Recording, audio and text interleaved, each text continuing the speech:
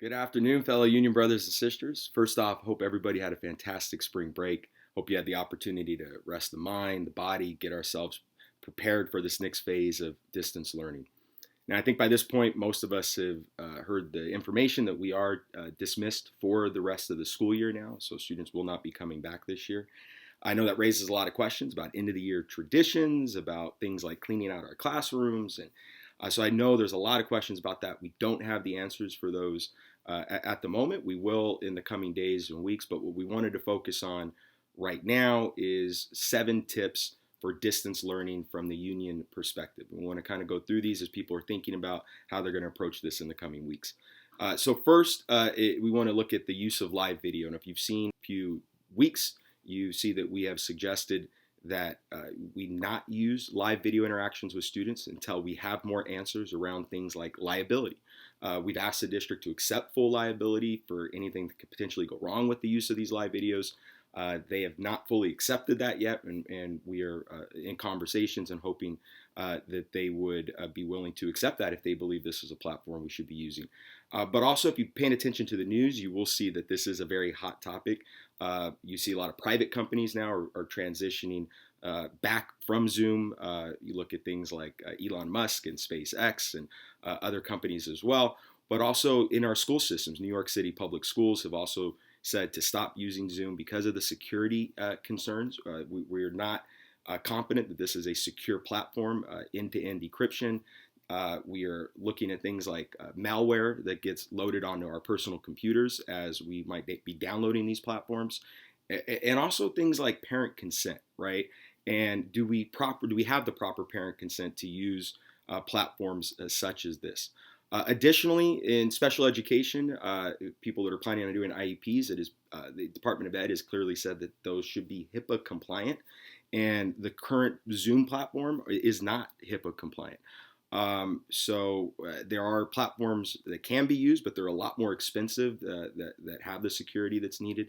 So until we get more clarity, more answers, more acceptance of liability, we are going to continue to tell our members that we advise not to use live video interaction. There are other ways to connect with students, things like screencasts and chat rooms and message boards and Padlet and all these other methods, things like Google Voice, right? That is another option. Now, none of these are perfect, and none of these are absolutely secure. But we do know that our issues around live video are very present. So we're going to continue to hold true to our advisory until we do get to a point where we believe that it is safe for us to advise members are using it. And again, we are not doing this to be difficult. We are not doing this as some organizing activity to put pressure on the district. It is simply and sincerely because there are issues here that need to be addressed. And we do believe this is why you pay union dues in order to get advice to protect yourselves and the students that we teach. Next item is sticking to the plan for time, instructional time. And up on the screen here, you see suggested guidelines for different grade levels. And you'll notice that those are greatly reduced times from a normal instructional day. And that is purposeful. I mean, this is not business as usual. We cannot expect students or teachers, quite frankly, to just replicate a full school day. So these are very reasonable times. We appreciate the work that Ed Services did with this in order to make sure that our students were not being overburdened, but at the same time, still, being connected to school. And I think that's hugely important because as this takes us to our next tip here is remember that students need Maslow before they can bloom, right? They need to have their basic needs met.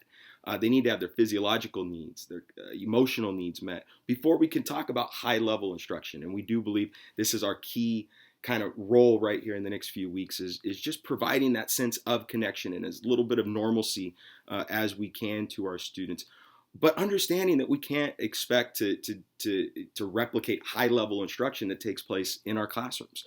That is not feasible, right? So just let's do our best to keep those connections, be there for our students, try to be some sense of normalcy in what is a pretty crazy world. Next part is we've received a lot of questions about, am I always on call? Do I have to sit in front of a computer? No. Stick to the instructional time that we talked about. Then when it comes to response time to parents, supervisors, or students, we believe that it's a professional response is about 24 hours, so a full day. Now, that also means during the week, don't try to take your weekends to keep some sense of normal uh, routine in your life. But a 24-hour response time to communications from supervisors, parents, students is what we believe to be very reasonable. The next part here, it comes with grading. And if you've looked at our plan, you'll see that we are taking a hold harmless grading approach. Now, that doesn't mean don't assign work. It doesn't mean don't grade work. It just means that the grades that students have when they left cannot be, or students have at the end of the year cannot be lower than when they left. And there, again, that is purposeful. We do not have all of our resources in place to meet all of the needs of our students. So again, grade things, give feedback, but we do support the hold harmless grading policy until we fully have know that access issues are addressed, special education issues are addressed, and so forth. Next item. I know a lot of people are thinking of things that they need to buy and have in their house as they do this distance learning. We just urge you to use caution. There is no guarantee that anything is going to get reimbursed to you. Now, we have proposed a very reasonable stipend to the district that helps address some basic expenses that our members may have as they work from home.